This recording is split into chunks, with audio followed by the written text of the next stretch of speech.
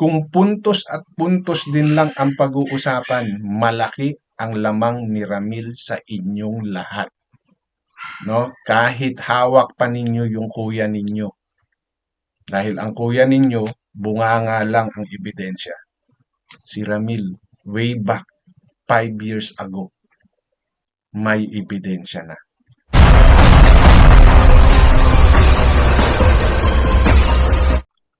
Nakakatawa lang itong mga tao na alam mong hirap ng magpaliwanag ng mga sides nila, kung ano-ano na lang yung sasabihin, no? Kesyo sikat, kesyo ang lakas-lakas, nagmamagaling, no? So kung bakit ko po ito nababanggit, kasi napanood ko yung live ni Daisy, and isa po ako sa nabigyan niya ng komento, no, doon sa aking hamon, no, about doon sa mamagitan ako kung gusto talaga nila ng mapag-usapan ng maayos. Kasi yung prosesong gusto nilang mangyari, eh, malabo pa, no? Sa sabaw ng sinaing na yun ay kaya nilang ipanalo. No? And if is it really true, no, na sa PAW sila lumapit, good luck po sa inyo. No, mga madam, kung ano man yung inaayos ninyong niluluto ninyong sinasabi ninyo na isasampan ninyo sa mga manalastas. Okay? So, yan lang po ay ilan sa aking mga gustong i-share sa inyo at bigyan ng sarili kong opinion. At matuto po tayo mag-fact check para hindi po tayo mapagsabihang fake news. Okay? So, ito, sisimulan na natin. Magsisimula po tayo doon sa kung saan may nabanggit, no, itong si Madam Daisy na siksik liglig at umapaw na biyaya, ano, na ang lakas ninyong gumamit. Pasensya na, madam, no? Ang lakas ninyong gumamit ng mga salita ng Diyos, pero chismisan po ginagawa natin dito. Magpakatotoo naman po kayo. Huwag niyo nang isama yung Diyos. Kaya sa pag-ano, no, diskarte niyan, pero mahiya naman kayo sa Diyos. Nagmamaritisan tayo rito, nagbabatuhan tayo ng accusation, tapos lakas pa ng loob ninyong isama yung Diyos. Okay, so simulan natin. Ano mga pinagsasabi ni Siksik Liglig at Umaapaw? Huwag na daw pansinin ang mga isip bata, sabi ni Viel. Huwag daw pa-stress sa kanila. Tama po, Madam Admin Vienna Laloa. Narinig ko po yun. Sinabi ni Kuya Viel, huwag nang pansinin ang mga isip bata. Grabe Kung ako noon, ako, Diyos Ginoo, di ba? Sabi raw ni Lord Biel nila, huwag na raw pansinin yung mga isip bata. So, sundin niyo po, no, si inyong Lord Biel. No, na wag nang pansinin. Kasi, pag pinansin ninyo yung mga sinasabi namin,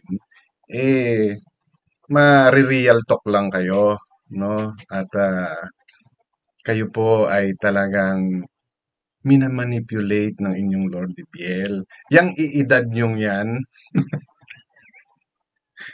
sa pag-ano, no? Ma'am Daisy, yung edad nyong yan, hinahayaan ninyong yung 18 anyos, yung kadi-18 anyos lang, ang magdidikta sa inyo kung ano yung tama at mali. Ha? Hinahayaan nyo, umu-okay kayo, imbis na mag-suggest kayo kung ano yung mas nakakabuti. Grabe, ganito na ang panahon ngayon. Sa sobrang, ano yan, sa sobrang i-spoil ninyo, pagkonsinti ninyo, hahayaan nyo kung ano sabihin ng inyong kuya. God, alam ninyo, no, na yung kasong isinasampa ninyo at nasa Pilipinas, ginagawa yan, alam ninyo kung gaano kabagal yan. Kita nyo hanggang ngayon, nag-aasikaso pa rin kayo. Tapos, ang kinuha ninyo, hindi nyo kayang magpa-private. Akala ko ba siksik liglig at umaapaw yung biyaya ninyo? Bakit kayo nauwi diyan, 'no? Alam mo kung private 'yan, baka tinulungan pa kayo ng, lawyer na kinuha ninyo para mapabilis yang ginagawa ninyong pagsampa ng kaso kung ano man yang niluluto ninyo against Manalastas and the Vloggers, 'no? Tapos asasang-ayunan niyo lang yung sinasabi ng inyong kuya na isip bata?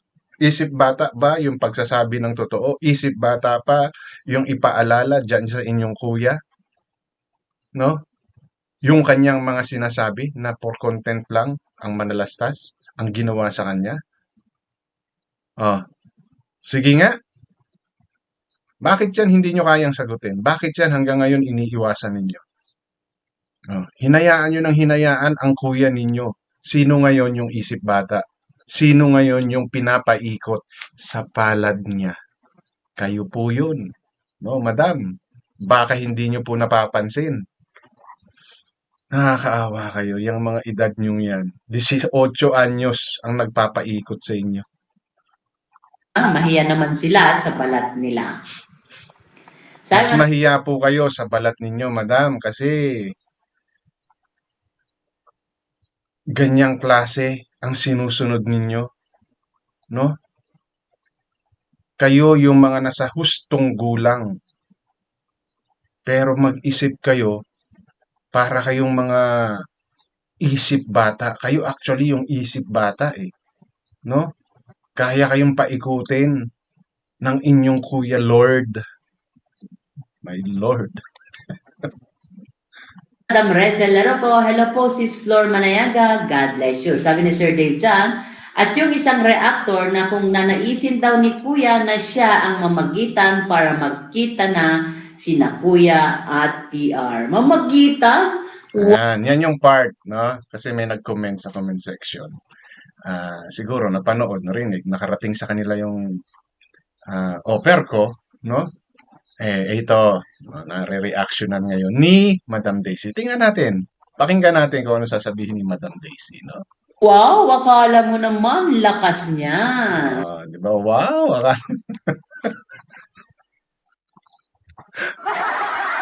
Madam Daisy. No, hindi ko alam kung siya nagsabi o yung comment section. Hindi ko mabuksan pa yung comment section eh kasi hindi pa ata tapos reviewin ni YouTube yung live na to eh. So, I'm expecting na yan yung sagot niya. Okay? Or, malamang ito yung reaction niya, no? Wow, ang lakas niya. Madam Daisy, hindi po yan lakas. No, yan po ay pagpapakita lamang na kung gusto ninyong maayos ng mabilis. No, hindi po 'yan para umiiwas sa kung ano man yung niluluto ninyo, no? Kasi yung niluluto ninyo sigurado babalik sa mukha niyo 'yan. No, sigurado po ako. No, kaya binibigyan ko kayo ng easy way out, no? Dahil ano ba gusto ng manlastas? Makausap kayo, magkaroon ng closure kayo, magkita-kita kayo. Oh, hindi po malakas ang tawag doon. Yun po yung realidad. No? Na sino ba masisira dito? Oras na inoffer ko yun, oras na umuo kayo. Sige nga, mag-isip kayo. Kaya kayo napapaikot ni Dave sa kamay niya eh. Mag-isip kayo. No? Kung yung sinabi kong yun, hindi tutupad ang manalastas. Sino ang masisira? Ako at ang manalastas. Kung hindi ba naman kayo saksakan ng mga ewan? No? Mag-isip kayo. Kayo yung mga kulang talaga sa pag-iisip. Kaya no wonder, no, na ganyan ang ginagawa sa inyo ng inyong kuya. Di ba?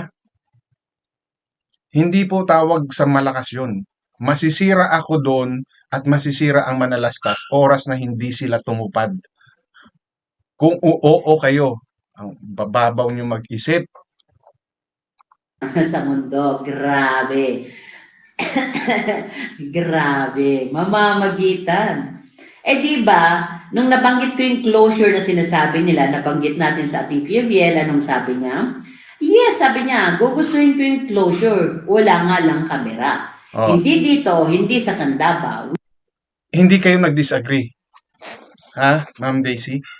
Hindi nyo sinalungat?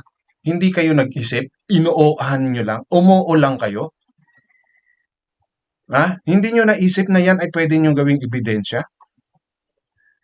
Kahit saan kayo pumunta, no? Kahit na sinasabi nyong takot kayo sa Candaba. Oh, bakit ayaw ninyo? Sige nga, bakit ayaw ng inyong Lordy Biel? Ha? Samantalang nabuhay siya sa harap ng kamera. Sa kamera ni Ramil, kaya siya nakita sa Divisoria. Wala talaga kayo, ang hihina ninyo mag-isip. Naturingang inabot ninyo yung edad ninyong yan, umuoo lang kayo. Tinanong nyo man lang ba si Lord ninyo? Si kuya ninyo? Bakit ayaw niya? Ni hindi man lang kayo nag-suggest? Ha? Tuwang-tuwa na kayo sa sagot?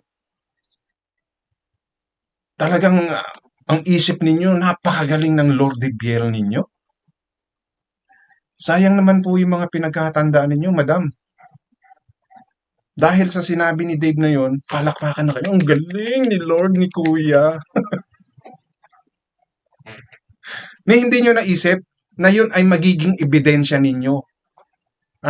Kung totoo man na gagawang kayo ng kalokohan ng manalastas, ebidensya nyo yun. No? At magkakaroon ng content ang inyong brother Jose. Ano mo, iisa yung level ng utak ninyo. Kaya kayang-kaya kayong i-manipulate ng kuya ninyo. No? Oo, magiging content ng manalastas yun, for sure. Baka nga may baka pati ako mag-content ako eh. Oh. But the main purpose of that is maging ebidensya ninyo kung ano man yung kinakatakot ninyo. Kung hindi ba naman kayo saksakan ng gago, tanga, inutil, tarantado! Tapos, ko-questionin ninyo yung hindi po pagiging malakas yun.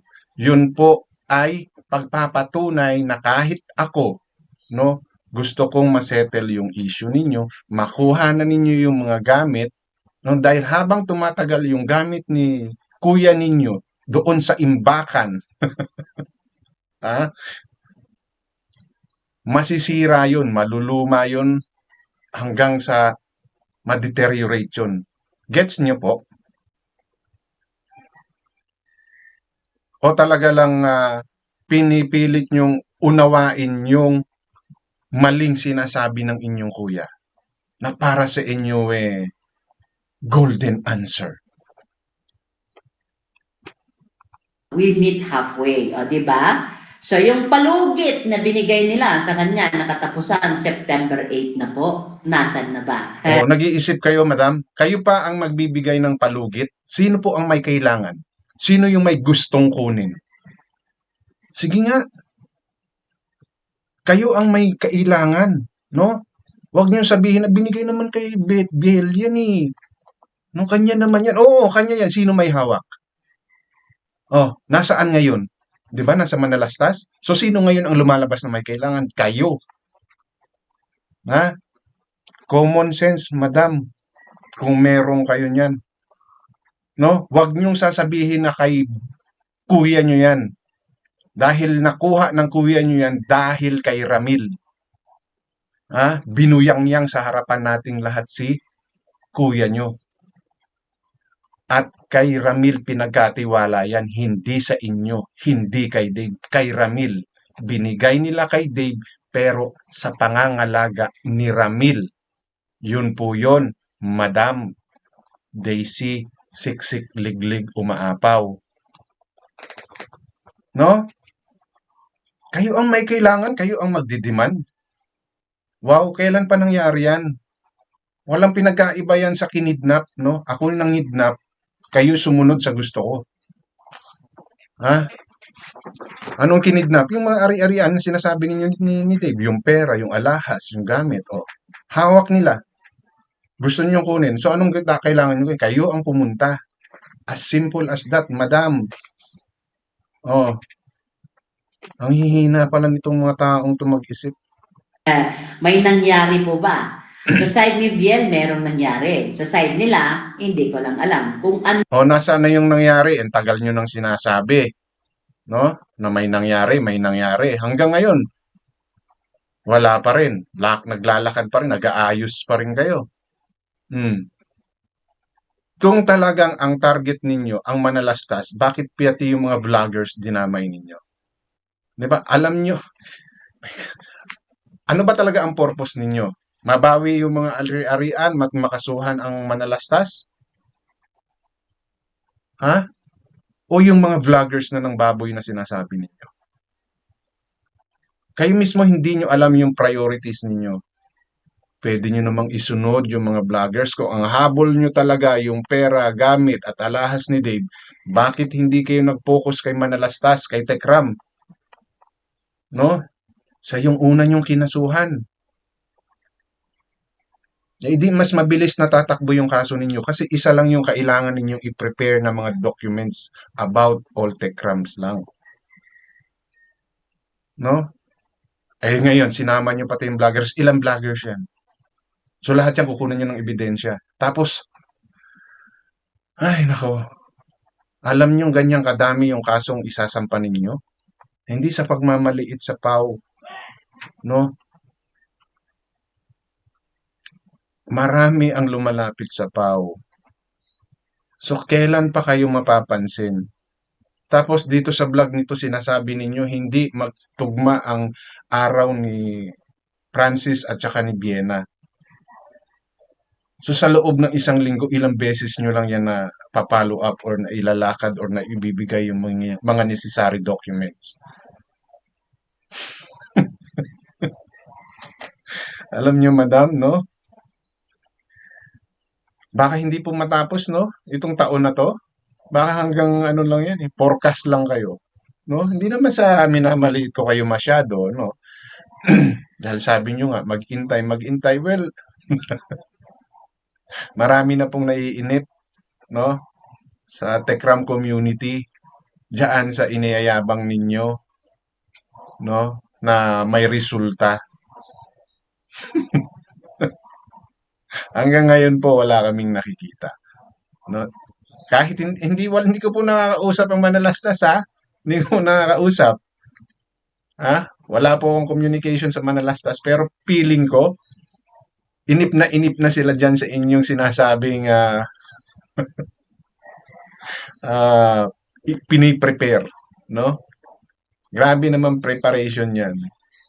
Kung nag-iisip po kayo at ang talagang gusto ninyong maparusahan dito ay si Tekram, sana inuna nyo si Tekram, no? Isunod nyo na lang yung mga vloggers kasi mahihirapan po talaga kayo sa dami. Diyos mio, Marimar. Ay, nako. Puro lang kayo si Forecast. Pareho lang kayo ni BJ. Ano ang mangyayari? Abangan, abangan. Sabi na lang, Lord, Madam, abang na kami sa inyong siksik liglig at umaapaw na gustong isang bulat, no? Dito sa SOCMED. Ah, puro kayo si Forecast. Deliza Manayaga, advance happy birthday Ninong Francis and thank you po sa inyo ni Ma'am Melanie sa support nyo kay Viela. Sabi na dam Purple Rose sis resident, just wait na lang. Tiis-tiis konti. Sabi nga nila patience is a virtue. So, yun na lang po yun. Hello po, Madam Olivia Albior. So, yun po yun ha. So, yun yung tatandaan po natin. Yung mga nagsasabi ng ganito, ganyan, lalo na yung iginigiit na adapted na si Kuya Viel, ngayon alam nyo na po kung gaano siya kasinungaling. Di ba dati ginigiit ni Tigas Dila na sikreto daw na ano na ang ating Kuya Viel? Sabi ko, oh really? And there's one thing more.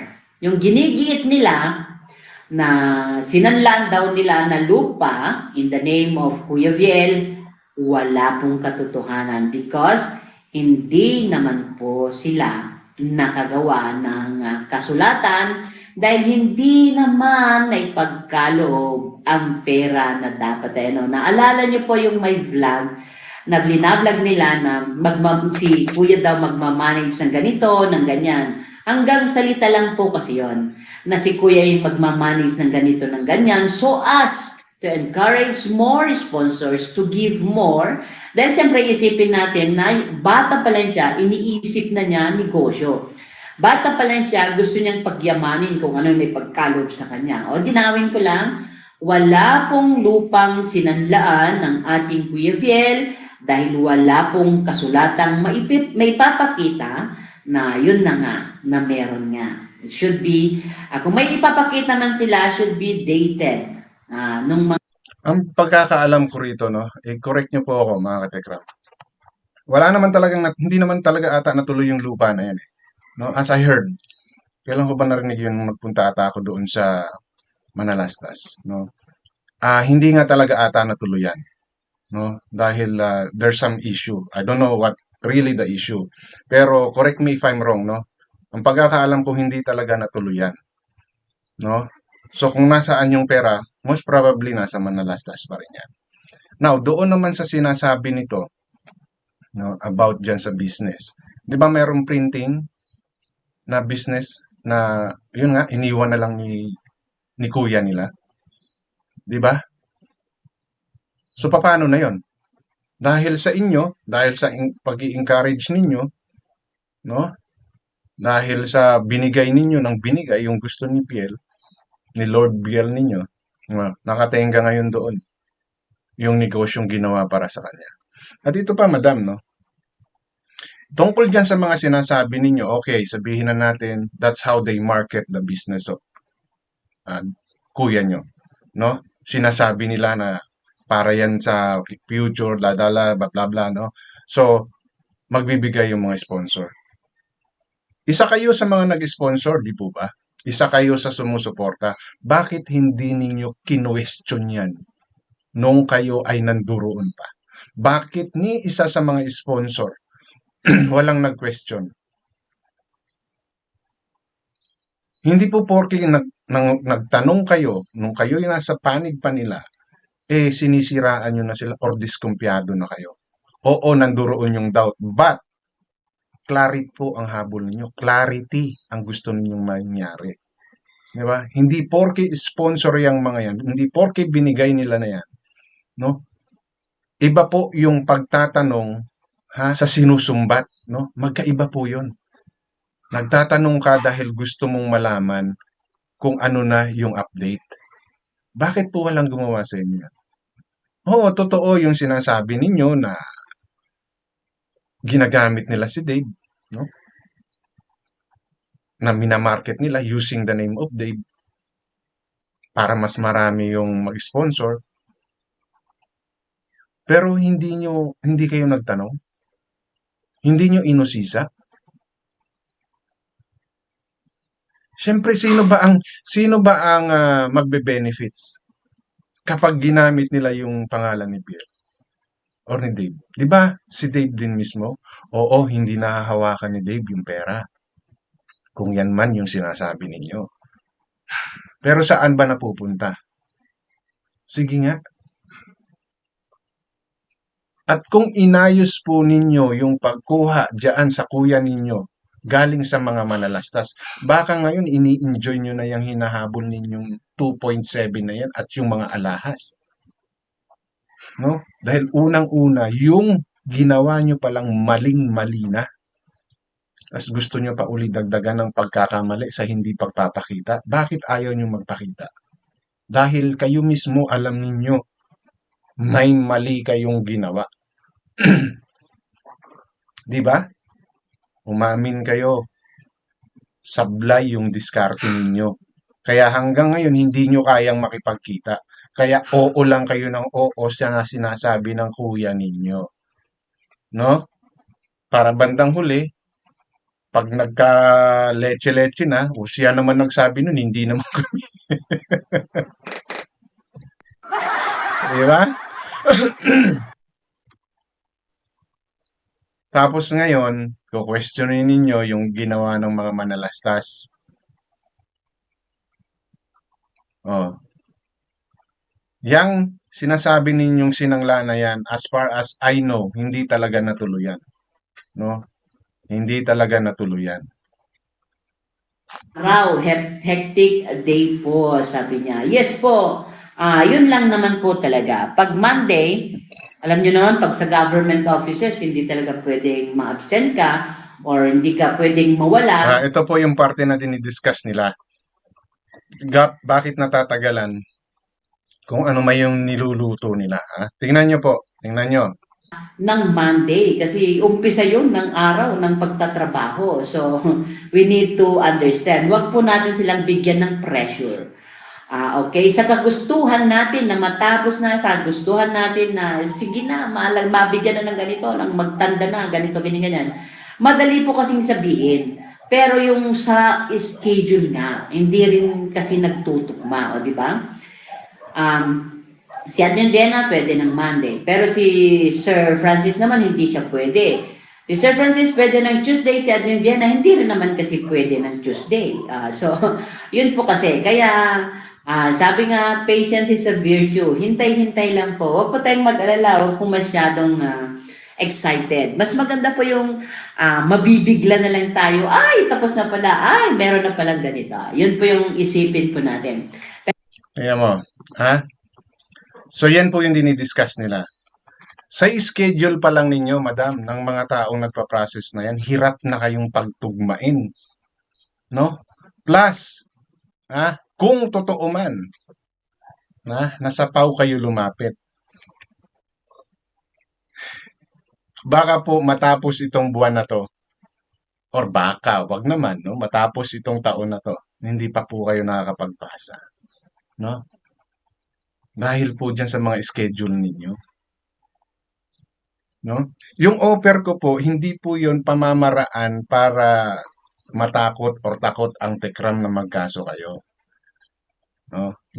Nasabi ko po yon dahil yun po yung pinakamabilis at sigurado din po naman na yung inyong niluluto baka hanggang matapos tong taon na to, baka hilaw pa rin. No? Dahil sa mga schedule ninyo at kung kanino nyo pinahawak kung anumang niluluto meron kayo. No? Maging realistic po kayo. Yes, hindi nyo dapat minamadali. No? Kung ganyan yung iniisip nyo, ganun din yung iniisip ng mga taong naglulutong kasama ninyo. Huwag madaliin. So sa hindi nyo kakamadali, baka nga po matapos tong taon na to, hilaw pa rin yan. No? So, ano ba yung gusto ninyong mangyari? Makuha yung mga dapat makuha na pag-aari kanyo ni Dave. Pera, alahas, gamit. So, what is the best way na hindi kayo pare-parehong mahirapan? Isahang puntahan lang yan, madam. Habol ninyo justice? Sige, tuloy ninyo, tignan natin kung sino ang magsiserve ng justice at kaninong justice ang magpiprevail. No? Hindi kayo marunong gumamit ng inyong mga critical thinking. No? Unang-una, yung unang diskarte nyo sablay na. Tapos pinagsalita nyo pa ng kung ano-ano ang kuya ninyo. No? Pinagpipilitan ninyo yung maltrato, pagpapahiya. Yung pera. Madam, kahit na po anong gawin ninyong pagpapalakas sa loob ninyo, kitang-kita naman po no? Sasablay at sasablay kayo. Sigurado yan. No? Hindi po yan pagyayabang, no? Or malakas ako sa manalastas. Hindi po. Ito po yung ginamit ko na hindi ko alam kung meron kayo pare-pareho. No? Ang wish ko sa inyo, no, diyan sa pagpupush ninyo ng kung ano man yung niluluto ninyo, sana nga po maging maganda at pumanig sa inyo yung resulta. Okay? Para naman na makuha ninyo yung justice na sinasabi ninyo. No? kung talaga bang may justice na kailangang ibigay sa kuya ninyo. No, madam? At hindi po pagyayabang or close, no, sa manalastas yung ginawa ko. Binigyan ko po kayo ng mas magandang option, no? Kasi sigurado naman ako, hindi kayo kakasuhan ng manalastas, no? Hindi kayo kakasuhan. Kaya kita nyo hanggang ngayon may ginagawa ba sila? Pero oras na kayo ang nagsampa ng kaso. Kung magsasampa man kayo ha, for sure, manalastas ang tatapos niyan. At kayo ang mag-ready. No, kayo po ang mag-ready. Dahil kung marunong lang kayo mag-analyze, ha, ang mga mali nasa inyong lahat. Ano yung napahiya si Dave dahil pinakita yung butas? Yun ba, madam, pinanood ninyo? Napakasimple nun. Ha? Kasi yung sinasabing pagmamaltrato, wala tayong ebidensya. Pero yung pinasabing napahiya siya dahil doon sa pagbibidyo ng butas niya. Nakita niyo po ba yun? Napanood niyo po ba yun? Na mismong si kuya ninyo ang nagpakita ng butas doon sa punjo niya. Doon pa lang, madam. No? Maltrato? Binalikan nyo ba yung mga video? Paano sila unang nagkita? Paano? Ha? Pinagtiyagaan ni Ramil ang kuya ninyo sa Divisoria? Oo, dahil nagkaka-views. Correct. Pero bago pa mangyari yung mga views na yan, ano ba ang sinasabi ni Ramil?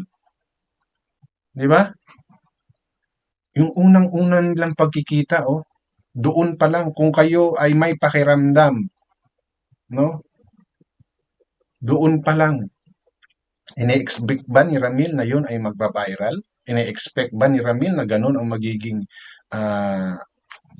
reaction ng mga viewers? Di ba marami na siyang blinag. Bago pa yang si kuya ninyo. So doon pa lang po, no? Kung puntos at puntos din lang ang pag-uusapan, malaki ang lamang ni Ramil sa inyong lahat. No? Kahit hawak pa ninyo yung kuya ninyo. Dahil ang kuya ninyo, bunganga lang ang ebidensya. Si Ramil, way back 5 years ago, may ebidensya na. No? Madam, Lovely Daisy, na may siksik, liglig at umaapaw na mga pinagsasabi. Ano po? Ilabas nyo na yan, no? Kung hindi kayo naiinip, kami medyo naiinip at nai-excite. No? Kaya, pagduunan nyo na ng pansin. Mayroon namang siksik, liglig at umaapaw na kapirahan ng inyong ninong S, di ba? Dapat kumuha kayo ng private, no? Sa private ninyo pinaasikaso yung niluluto ninyo para kahit papano, no, bumilis-bilis ng konti. Kumbaga sa takbo ng sasakyan ngayon nasa 20 yung takbo ninyo, no? Pag yan nilagay ninyo sa private, baka pumalo ng 50 hanggang 60 yan. So mas bibilis. No? Yun po yun. Ngayon, kung dyan lang kayo, asahan nyo, matatraffic. Di ba? Susunod lang yan doon sa takbo ng trapiko, no? Kami po, ako po, isa ako sa naiinip, ano? Diba? Talagang ganun, yung mga naghihintay, naiinip talaga yan, na nai-excite. So, good luck po, no, sa kung ano man yung niluluto nyo laban sa mga manalastas and vloggers na rin. No? Mga vloggers na kasama dyan sa kinasuhan. No? So, yun lang po yung gusto kong i-share sa inyo sa video na to and matuto po kayo mag-fact check para hindi po kayo mapagsabihang fake news. Alright, hanggang dito na lamang. Maraming salamat.